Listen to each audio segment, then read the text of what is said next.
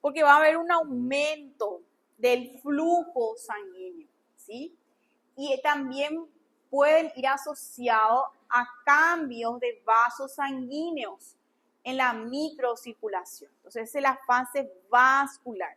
Y es lo que le da el aspecto que nosotros vemos que es el eritema, ¿sí? Ese color rojo, eso está dado por la fase vascular.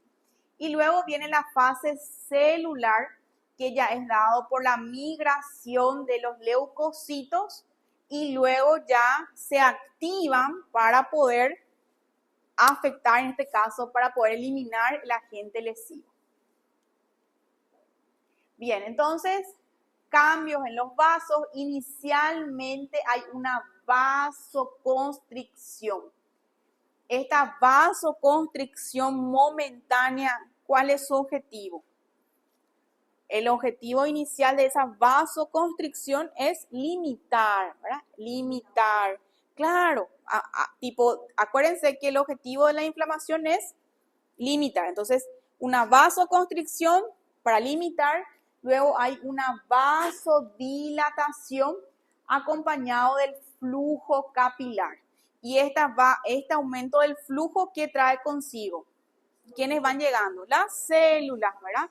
Todas las células. Entonces, esto genera el calor y el eritema.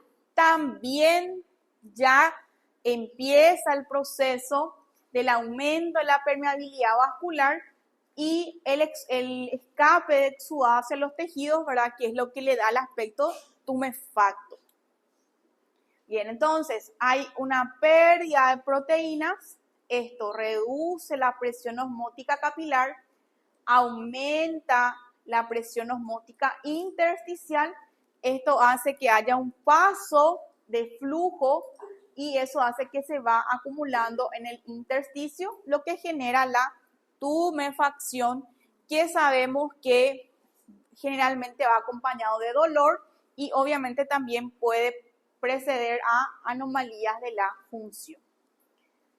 Esta sí, entonces, como había mencionado al inicio, ayuda a limitar la diseminación de los mixativos. Están ahí para que paren mientras llega el refuerzo, ¿verdad? Para acorralar. Capísimo en nuestro cuerpo. Luego tenemos la fase celular, que ya comienza con la migración de los leucocitos, especialmente los neutrófilos que habíamos hablado, que eran las células principalmente relacionadas a la inflamación aguda.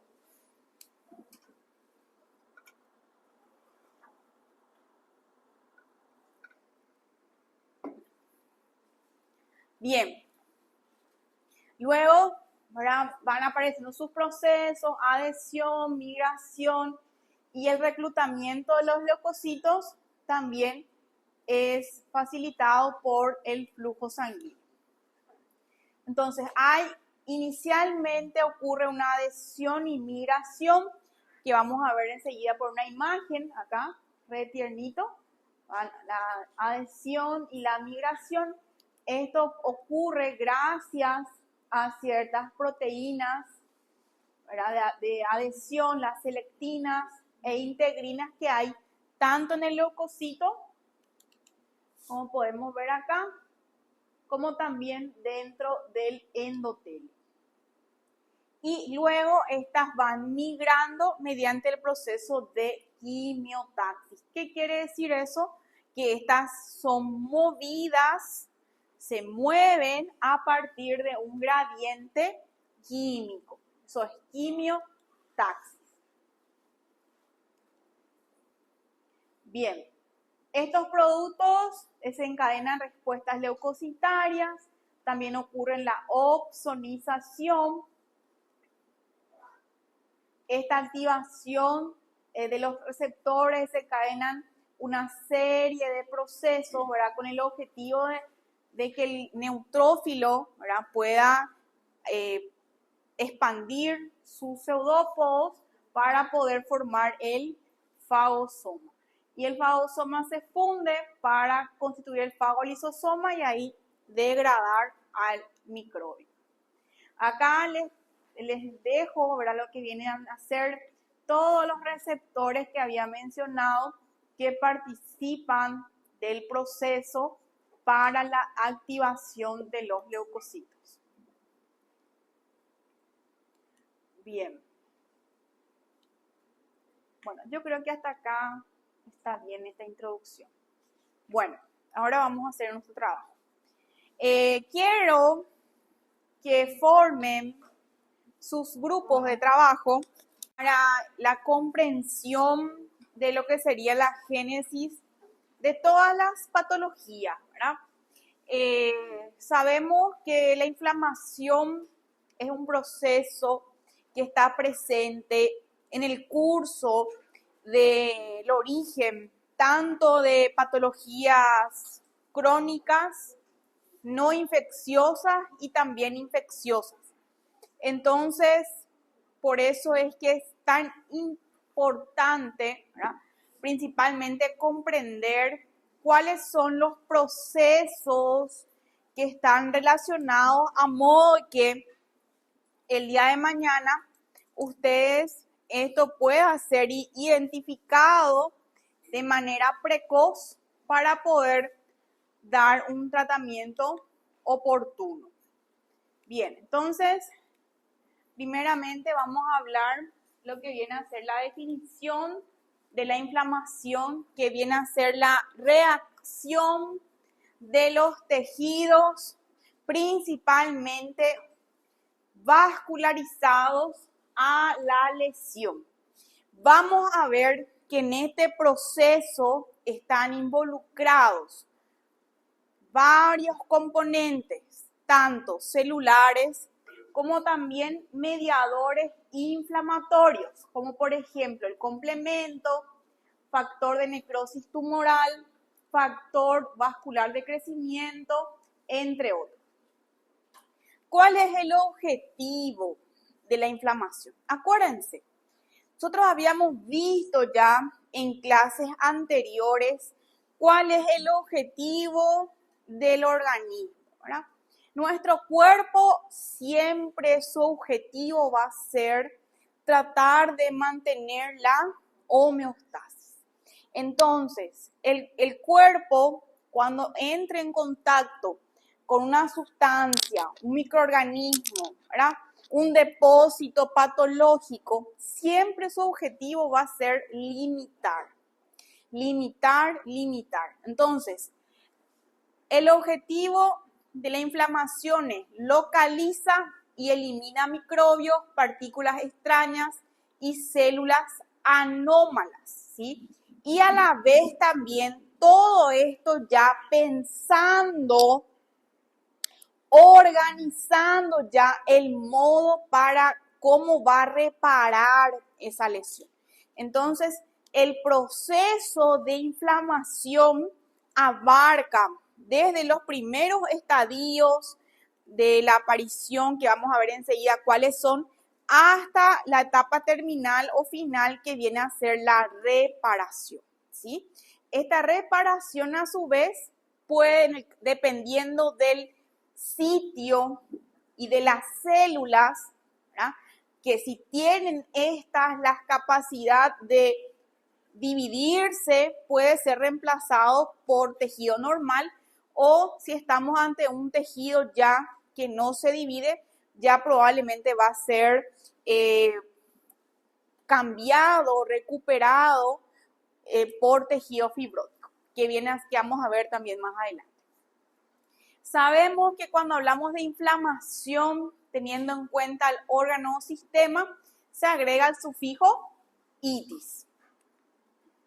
Bien, esto es primordial. Seguro que ya habrán visto también en anatomía patológica. Ahora, ¿cuáles son las características de la inflamación? Primeramente tenemos el rubor o eritema, que vamos a ver de dónde viene, tumor o tumefacción, calor relacionado al aumento de la temperatura, específicamente en el sitio, ¿verdad?, donde está presente la inflamación y generalmente también va acompañado de dolor y pérdida de la función. Entonces, estos son signos cardinales de la inflamación: dolor, rubor, tumor, calor, dolor y pérdida de la función. También generalmente va acompañado de una clínica sistémica, en este caso la fiebre.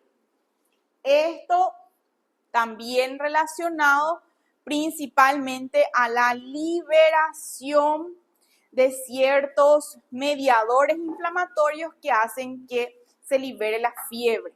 Es por eso que para nosotros, ¿verdad?, médicos, la fiebre es considerado como un signo de alarma, es un aviso, ¿verdad? Porque como vamos a ver, la fiebre deriva de la liberación de estos mediadores inflamatorios, entonces hay que ver dónde está la inflamación, ¿sí? También es importante recordar, ¿verdad?, que no necesariamente la fiebre está relacionado a algo infeccioso. Yo estoy hablando de inflamación, no estamos hablando de una infección en sí. Entonces, también tener en cuenta eso. Tenemos varias fuentes de fiebre no infecciosa. Bien, entonces, primeramente, el grado de esta inflamación va a depender nuevamente del tiempo de la agresión, de las características del agente atacante. Ahí ya, por ejemplo, teniendo relación a los antimicrobianos, o sea, algunas bacterias que son más pirogénicas, etcétera, y el microambiente. Bien, agudo y crónico. Primeramente, agudo, como su nombre lo dice, periodos cortos, horas a días. Acá, cuando hablamos de características celulares, tenemos que tener en cuenta que en esta fase predominan los neutrófilos, ¿sí? Entonces, se produce un exudado y migración de neutrófilos. Células características de la inflamación aguda son los neutrófilos.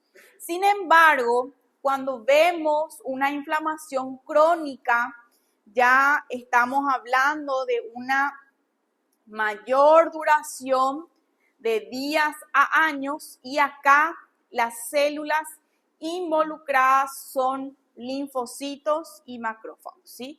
Tema de examen entonces: células de la inflamación aguda, neutrófilos; inflamación crónica, linfocitos y macrófagos, ¿sí? Y acá también ya vamos a encontrar datos de fibrosis y necrosis del tejido. Bien, entonces la inflamación aguda es una reacción temprana, ¿verdad? En algunos casos aparece antes de que se produzca la inmunidad adaptativa, o sea, forma parte de lo que es la inmunidad innata. Como había mencionado, pueden ser desencadenados por varios estímulos, infecciones, traumatismo, etc. Y tenemos dos fases principalmente: la fase vascular y la fase celular. Bien, aparte de eso, tener en cuenta los agentes como las células endoteliales, leucocitos y componentes de la matriz que vamos a ver a continuación. Entonces, tenemos, ¿verdad?, dentro del vaso sanguíneo, acá vemos las células endoteliales que van a estar sintetizando también mediadores inflamatorios, ¿sí? Por eso es que también cumplen una función dentro de la inflamación. Y luego las células, ¿verdad?, como los basófilos, eosinófilos, plaquetas, neutrófilos y monocitos, ¿verdad? Ahí, ¿de qué va a depender? Si bien existe un cronograma de actividades Primero se van los neutrófilos, ¿verdad? Tienen todo acá, chicos, nada se improvisa. Ellos tienen todo bien ordenadito, así como van apareciendo en el acto de la inflamación, ¿verdad? Bien, entonces ellos tienen su cronograma, que vienen los neutrófilos, tienen ahí su actuar, después son reemplazados con el correr del tiempo, en fin, bien. Pero,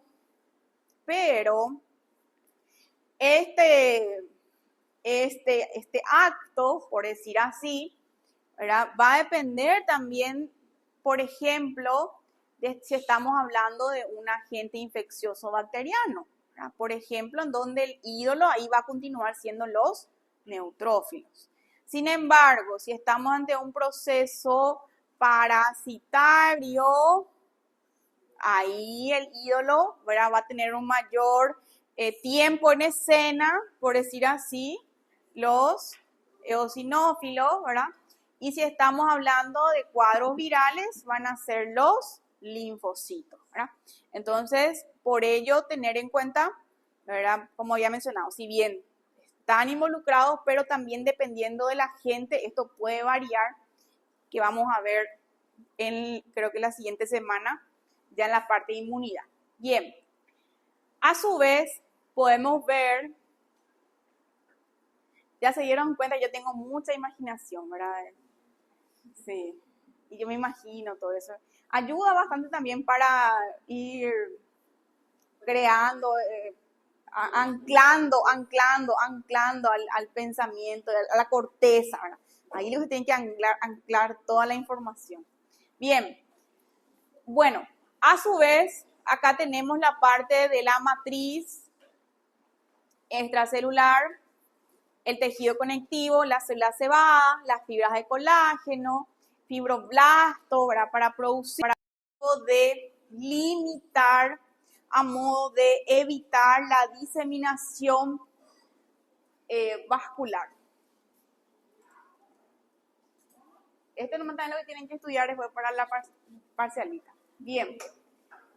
También sabemos que la pérdida de las proteínas hace que haya una baja en la presión oncótica intracapilar, aumenta del fluido y esto hace que el líquido vaya hacia los tejidos y es lo que da el aspecto tumefacto. Entonces, el día de mañana, dentro de un mes y medio,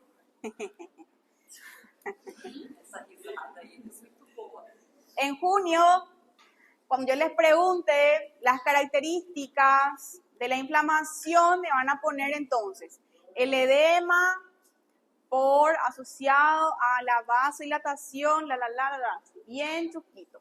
La tumefacción asociado a la afectación de la presión oncótica intracapilar, aumenta la presión oncótica y genera la tumefacción, que sabemos que tenemos terminales nerviosas, ¿verdad? En los tejidos. Entonces, esto también hace que se activen estos, identifiquen el sitio afectado y se genera el dolor y el deterioro de la función.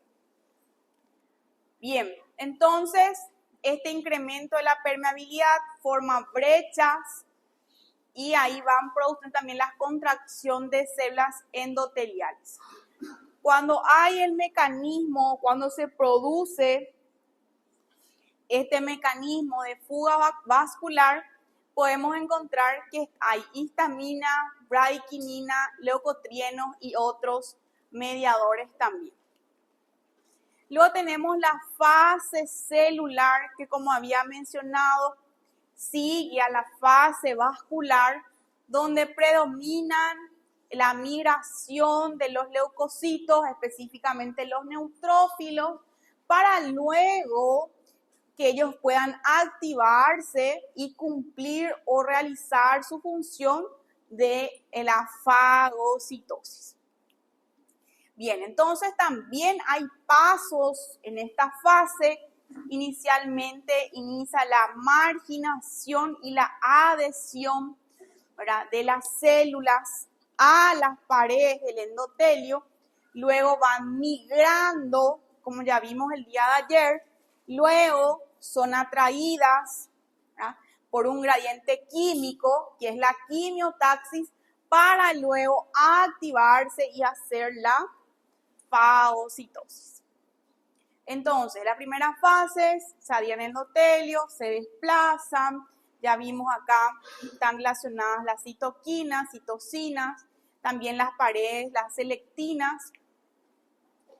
En este punto también, este paso, ¿verdad?, permite que el flujo disminuya y los leucocitos se desplacen con un movimiento de rodamiento. Las células se separan, permiten que los pseudópodos migren a través de las paredes del vaso. Todo esto mediante ¿qué? Liberación de mediadores quimiotácticos, o sea, es un gradiente químico. Bien, entonces nuevamente, como mencioné, la quimiotaxis viene a ser el proceso, ¿verdad?, mediante el cual los leucocitos viajan siendo atraídos por un gradiente químico que a su vez son, ¿verdad?, las quimiosinas que son producidas, ¿verdad?, por los detritos bacterianos y celulares. Y también mediante la activación del sistema de complemento. ¿Qué tal ustedes con inmunidad? ¿Bien?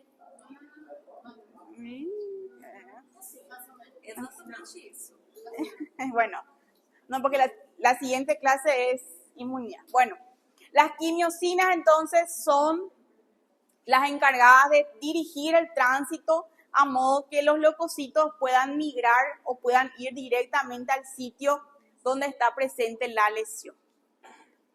Bueno, seguidamente ya una vez que los leucocitos hayan llegado al sitio inflamatorio, tienen que hacer su activación, tienen que hacer su función, que es la de fagocitar.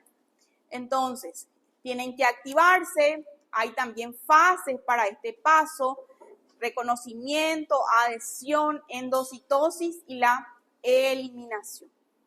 Y este recubrimiento del antígeno con el anticuerpo en algunos casos se denomina opsonización. Bien, y esto se logra, ¿verdad?, mediante que estos leucocitos, ¿verdad?, emiten sus prolongaciones, que son los pseudópodos, forman como una gran vesícula que es el fagosoma. Y acá podemos ver también que esta eliminación se logra por varios mecanismos, que están incluidos el oxígeno, nitrógeno, lisosimas, proteasas, todo lo que son también producidos o componentes de los leucocitos. Bien. Atiendan acá. Tema de examen. Esto es en serio. Bueno, entonces vimos, ¿verdad?, toda la parte vascular, toda la parte celular, pero también tenemos la liberación de ciertas células, ciertas sustancias que son los mediadores inflamatorios, ¿verdad?, que al fin y al cabo son los que hacen que el paciente pueda tener cierta clínica. Por ejemplo, vamos a ver que algunos de ellos están relacionados al proceso de la fiebre, por ejemplo, el dolor, todo acá relacionado a los mediadores inflamatorios. Bien, ¿qué tenemos que saber? Que estos mediadores pueden ser derivados ¿de qué? Pueden ser derivados celulares. O sea, las células producen, ¿verdad?, estos mediadores. O también pueden ser derivados del plasma. Esto es lo que ustedes tienen que saber. Entonces, de las células, ¿qué podemos obtener? Histamina, serotonina, prostaglandina, leucotrienos, óxido nítrico, citocinas. O sea, son mediadores inflamatorios producidos por las células, ¿sí? Acá vemos todas las células que lo producen. Y luego vemos cuáles son los mediadores producidos por el plasma. Entonces vemos acá el complemento con sus células o su sistema y también el sistema de la bradiquinina y el sistema de coagulación. Entonces, vimos de dónde vienen, ahora vamos a ver qué es lo que hacen específicamente. Entonces, la histamina y la serotonina aumentan la permeabilidad. La bradiquinina es la que está asociado también del aumento de la permeabilidad y también están asociados al dolor. Luego tenemos también las células del complemento. Esto ustedes ya dieron en inmuno, ¿verdad? Que cuál es el que favorece la quimiotaxis. ¿Quién es? Bueno, C5, C3A, C5A. Bien. No me convence, pero bien. Ya. Bien, continuamos. Luego tenemos las prostaglandinas. Las prostaglandinas son mediadores inflamatorios que son derivados del ácido araquidónico, ¿sí? Que producen, miren un poco acá, básicamente la clínica más asociada a la inflamación, ¿verdad? Producen vasodilatación, dolor, fiebre y activa a otros mediadores. Luego tenemos los leucotrienos, también favorecen la quimiotaxis, adhesión y activación leucocitaria. Y los derivados del oxígeno, en este caso los radicales libres, también generan aumento de la permeabilidad, lesión y endotelial y tisular.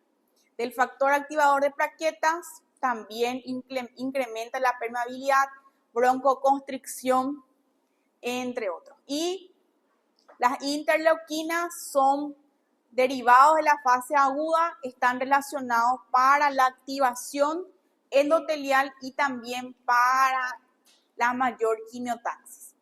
Y el óxido nítrico también causa aumento de la permeabilidad, vasodilatación y citotoxicidad. Bien, entonces vemos acá, ¿verdad?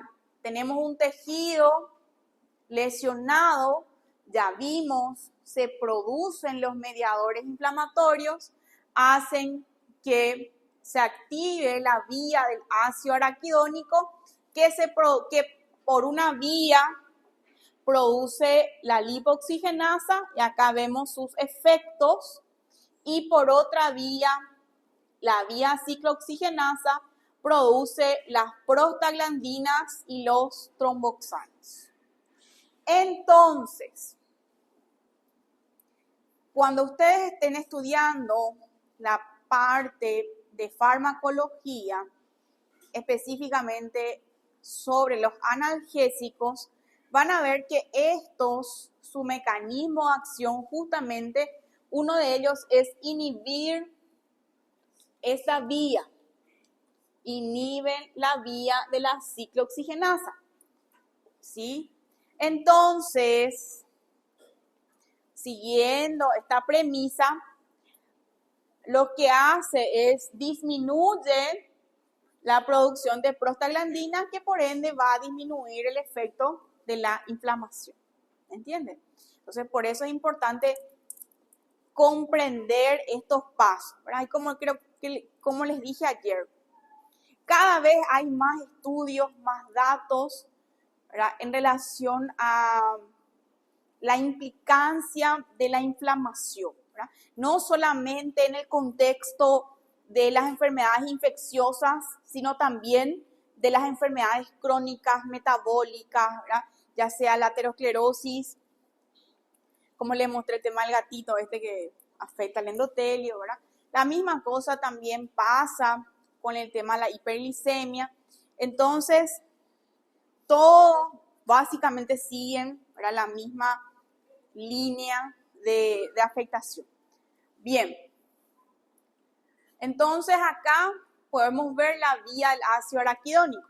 Y si nosotros podemos hacer un poco más de ciencia, ¿verdad?, podemos ver también que los fármacos esteroides, los corticoides, actúan a este nivel principalmente. O sea, impiden la activación de la vía del ácido araquidónico, tanto la lipoxigenasa como la ciclooxigenasa. Entonces, por eso es que son tan buenos antiinflamatorios. Pero, por otro lado, estos forman parte ¿de qué? ¿Para qué nos sirve a nosotros? Es nuestra defensa, ¿verdad? Es una forma que el organismo te está avisando que hay algún proceso patológico, algo que está viéndose afectado, ¿verdad? Entonces, si yo corto, ¿verdad?, esa cascada, probablemente el paciente va a tener más tendencia, ¿verdad?, su estado inmunitario va a ser más deficiente. Por eso que los pacientes que consumen corticoides en forma crónica se consideran como inmunodeprimidos por esto, ¿verdad?, por esta afectación, por decir así. Bien, acá también vemos los efectos del factor de necrosis tumoral, la interleucina 1, tanto las células endoteliales, los neutrófilos y también sus efectos en la fase aguda. Bien, como ya mencionamos, las características de la inflamación, dolor, tumor, rubor, calor, esto también puede ir acompañado de la formación de exudado, ya sea un absceso, úlceras, y esto exudado, dependiendo del tejido afecto, puede tener un contenido seroso, hemorrágico, membranoso, purulento, ¿verdad? Esto más bien, también en caso del purulento, tiene mucho que ver con las características del agente infeccioso también. Bien, entonces si es seroso, se va a caracterizar por tener un contenido bajo de proteínas. Si es hemorrágico, generalmente es porque va acompañado de una lesión de los vasos sanguíneos. Y si es fibrinoide, hay grandes cantidades de fibrinógeno. Si es membranoso, membranas mucosas. Si es supurativo, tiene pus, ¿verdad? Sabemos que la pus viene a ser un derivado, ¿verdad?, de detritus, de los leucocitos degradados, proteínas y los detritos celulares. Y como les mencioné, ¿verdad?, acá también tiene mucho que ver la característica específica que puede tener la gente, ¿verdad?, como menciona el material en el caso del Staphylococcus aureus, que es una bacteria que tiene gran particularidad, ¿verdad?, para producir la pus o cuadros supurativos locales o también sistémicos. Bien, entonces, esto puede estar circundado y sabemos que muchos de ellos necesitan, o sea, una vez que haya una colección, necesita ya un tratamiento que implique una debridación o una punción para que pueda eliminarse, ¿verdad? Muchas veces, generalmente, mejor dicho, el antibiótico por sí solo ayuda a localizar para luego su eliminación. Bien, también en algunos casos estos procesos inflamatorios, principalmente si son crónicos, pueden llevar a afectaciones del epitelio, ¿verdad?, como es el caso de una úlcera gastrointestinal que va a causar necrosis, una erosión, o también secundario a una lesión traumática o una afectación vascular, como por ejemplo se suelen ver en las diabetes. Bien, por otro lado, tenemos ya la inflamación crónica, que al día de ayer hemos visto que están asociados a cuadros que pueden durar meses o años, ¿sí? En este caso, también puede, por ejemplo, deberse a un cuadro subagudo que haya vuelto recurrente, progresivo, ¿verdad? Y en este caso también tienen la particularidad de producir una infección persistente, por ejemplo, o sustancias irritantes incapaces de penetrar con profundidad o diseminarse con rapidez, ¿verdad?, en algunos casos principalmente asociados a infecciones, o sea, gérmenes que tienen estas características, como por ejemplo el Mycobacterium tuberculosis, entre otros. Bien, Como mencionamos el día de ayer, en cuanto a la celularidad, si en la inflamación aguda los neutrófilos son las células, ¿verdad?, encargadas, principales, los protagonistas, en este caso, en las inflamaciones crónicas, tenemos entonces linfocitos y macrófagos. Y acá, de acuerdo a la forma en que ésta se organiza anatomopatológicamente, pueden ser de dos formas, ¿sí? Puede ser una inflamación crónica inespecífica o puede ser una inflamación granulomatosa. Bien, es crónica inespecífica cuando hay una acumulación difusa de macrófagos, hay una quimiotaxis persistente. Estos mecanismos conducen a la proliferación de fibroblastos, se van produciendo una cicatriz que luego es sustituido por tejido normal y o tejidos parenquimatosos funcionales. Y granulomatoso quiere decir si en este proceso de inflamación crónica forman estructuras que son los granulomas, que son nada más que acumulación de macrófagos que están envueltos por una capa de linfocitos. ¿Esto ya vieron seguro en las láminas? Ya, ¿verdad? Entonces, ya saben. Bueno, que también reciben el nombre de células epiteloides. Esto podemos ver cuando, por ejemplo, hay acúmulos de cuerpos extraños, astillas, sílices, sutura, o en cuadros infecciosos como tuberculosis, sífilis, sarcoidosis, infecciones micóticas profundas y brucelosis. Bien. Estos tienen, en cuanto a la infeccioso, se digieren de manera deficiente y no se pueden controlar. Y las células epiteloides pueden acumularse, formar masa, fusionarse y así rodear a un agente extraño. Bien, en cuanto a la manifestación clínica, ya había mencionado los cuadros agudos, aumento de glóbulos blancos, fiebres, y los cuadros agudos y crónicos localizados también pueden afectar el sistema linfático circundante. Y acá vemos cuáles serían las respuestas relacionadas a la fase aguda. Entonces, aumentan las proteínas plasmáticas, las proteínas de fase aguda, la eritrosedimentación y los leucocitos. Todo esto relacionado a la liberación de todos estos mediadores. Ya vimos también el caso de la fiebre. Y en casos graves, ¿verdad?, cuando la parte localizada ya pasó al torrente sanguíneo, ya hay un proceso inflamatorio sistémico, esto también puede generar, ¿verdad?, una vasodilatación generalizada, incremento de la permeabilidad, pérdida de volumen que hace que el paciente vaya teniendo cuadros de disminución de la volemia y puede llevar a un shock circulatorio. Sería en caso de un shock séptico, por ejemplo.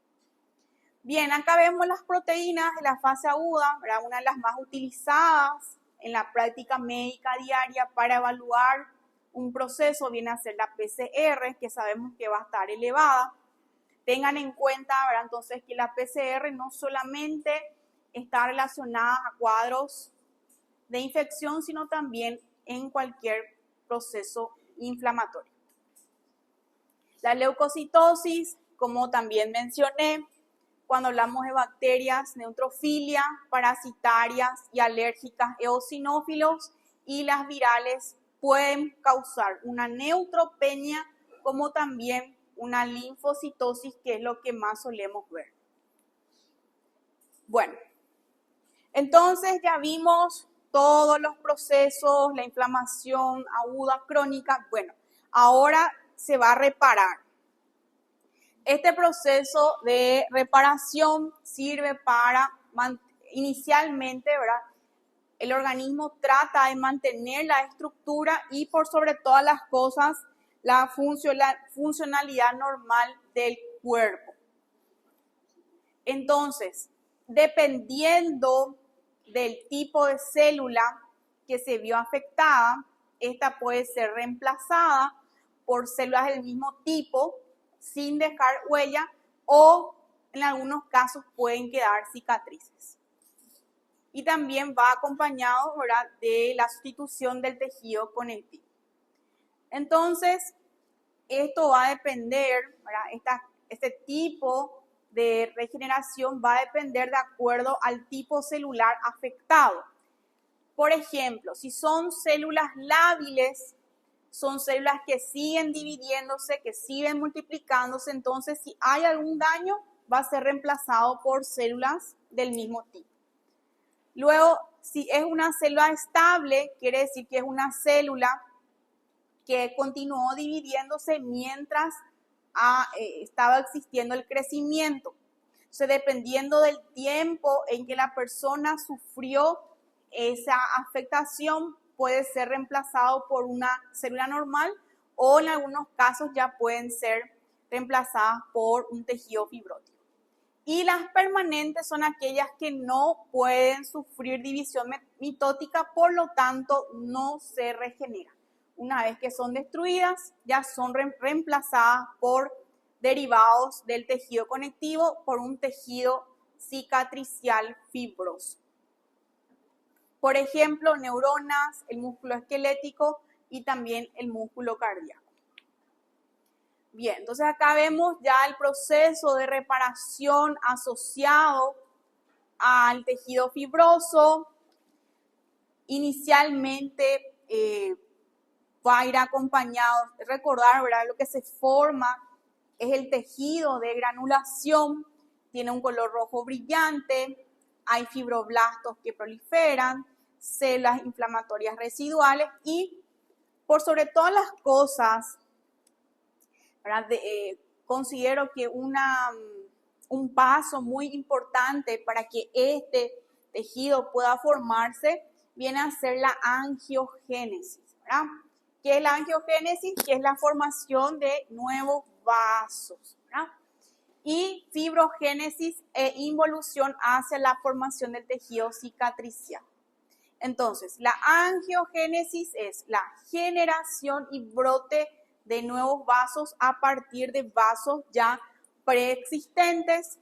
Estos son los que hacen que en la formación de este tejido dan como un borde sobrelevado, ¿verdad?, alrededor de la superficie de la herida.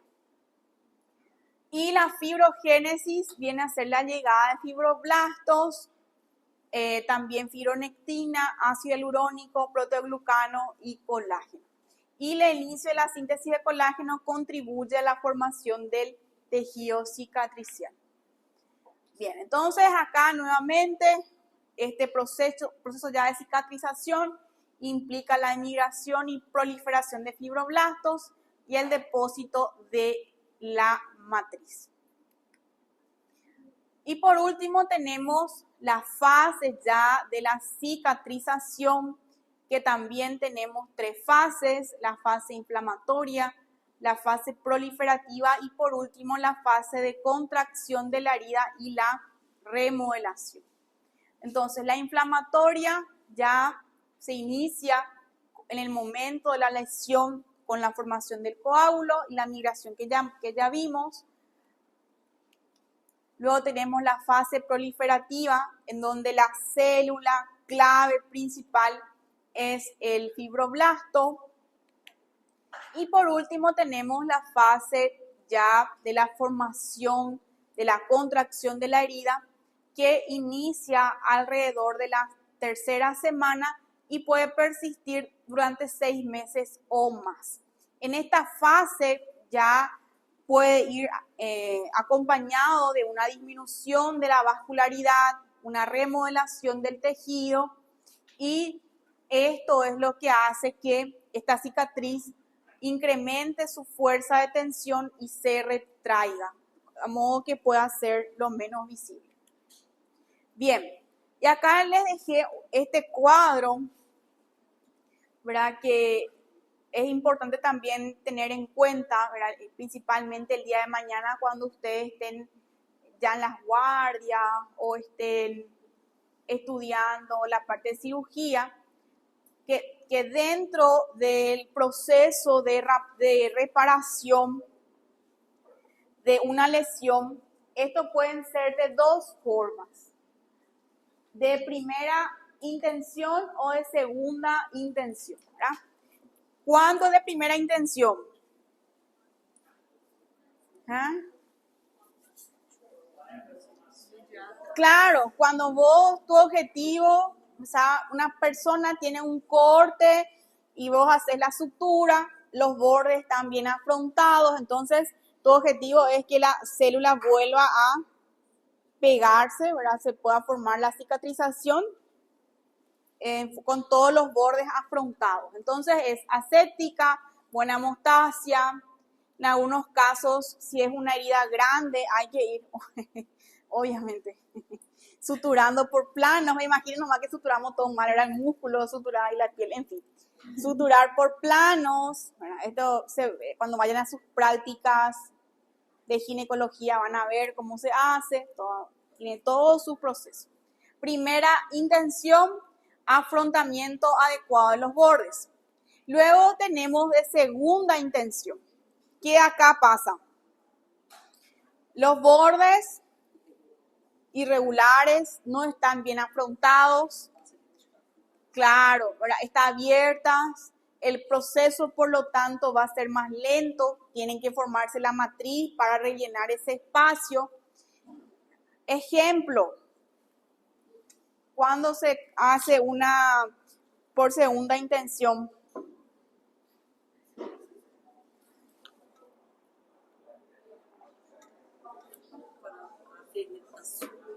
Claro, por ejemplo, claro, una descompensado, un abdomen quirúrgico, que tienen que dejar todas esas cosas que hay gente que le gusta, respeto. Por ejemplo, el tema de los perros. ¿Ustedes ya vieron eso? Que cuando hay una mordedura de perro y hay un corte, hay que unir todos los bordes, porque si no eso es peligroso. Sí, solamente hay que hacer aproximación nada más y hacer sí. No se puede hacer cierre completo, o sea, no hagan eso. No, y relacionado por si tenga relacionado a la mordedura, por si tenga alguna enfermedad del animal y todas esas cosas. Vos podés mismo hacer que proliferen. Tiene que tomar su tratamiento, su antirrábico, antitetánico, todas esas cosas. Claro. Basta, había.